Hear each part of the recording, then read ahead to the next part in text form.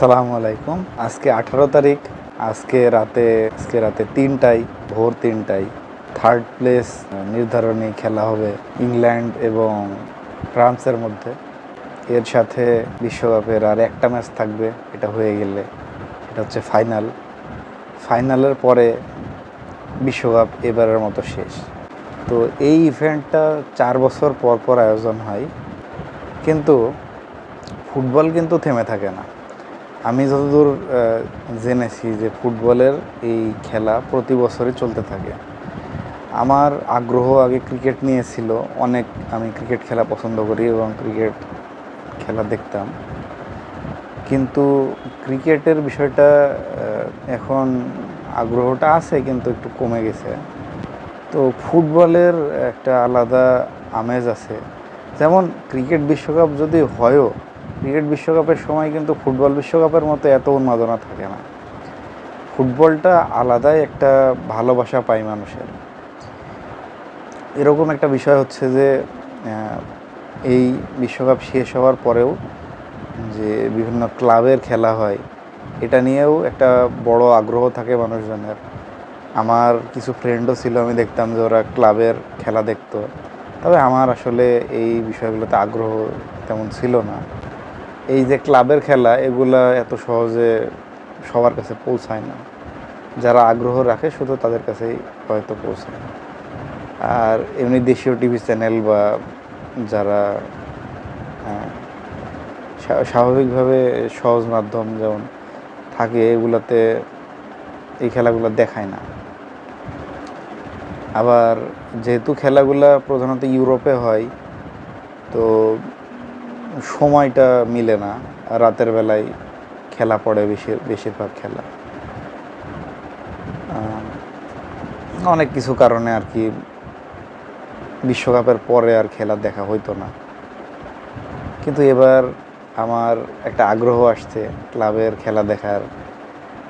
বিভিন্ন খেলোয়াড়রা বিশ্বকাপের পরেও কেমন খেলে, কিভাবে খেলে, এই বিষয়গুলা দেখার। মানে ফুটবল যে ফ্যান তৈরি হয় একটা, তো ফুটবলের সে আগ্রহটা, খেলা দেখার আগ্রহটা আছে ভেতরে।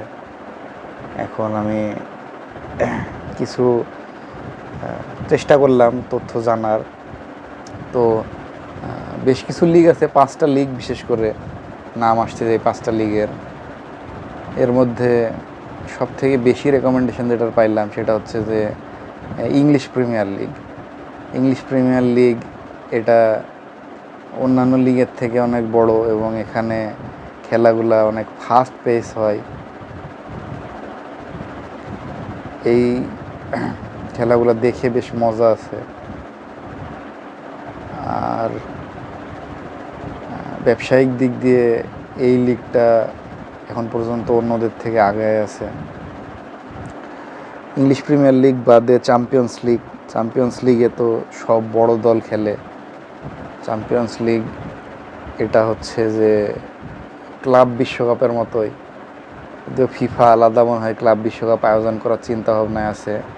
কিন্তু চ্যাম্পিয়ন্স লিগটা এটা একটা আলাদা বিশ্বকাপের মতোই টুর্নামেন্ট, বেশ বড় আকারের টুর্নামেন্ট এবং বহু মানুষ এটার খেলা দেখে। প্রিমিয়ার লিগ বাদে লা লিগা আছে, এটাও বেশ জনপ্রিয়। তাছাড়া আপনার জার্মানির বুন্দাস লিগ আছে, এটা দেখে মানুষ, অনেকেই দেখে। আর আমি যেহেতু রোনালদো ফ্যান, সেহেতু রোনালদো যেখানে খেলে সৌদি আরবে, ওই লিগটাও চেষ্টা করব কিছু অন্তত রোনালদোর খেলাগুলো দেখার। মানে এর আগে দেখতাম না, কিন্তু এখন হয়তো দেখবো, এখন আগ্রহ হচ্ছে দেখার। তারপরে আরও লিগ আছে কয়েকটা, যেগুলোর আমি নাম মনে করতে পারছি না। তবে এই বিশ্বকাপ শেষ হইলে এই ম্যাচগুলা বা এই খেলাগুলা কিছু কিছু করে দেখার চেষ্টা করব এবং আমার এক্সপিরিয়েন্স যা থাকবে আমি এখানে শেয়ার করব। আপনারা আপনাদের মতামত জানাইতে পারেন, বা এখন যে আমি যে খেলাগুলো দেখার চিন্তা ভাবনা করছি, এখানে যদি কোনো সাজেশন থাকে এটাও জানাইতে পারেন। ধন্যবাদ আজকের ভিডিও দেখার জন্য।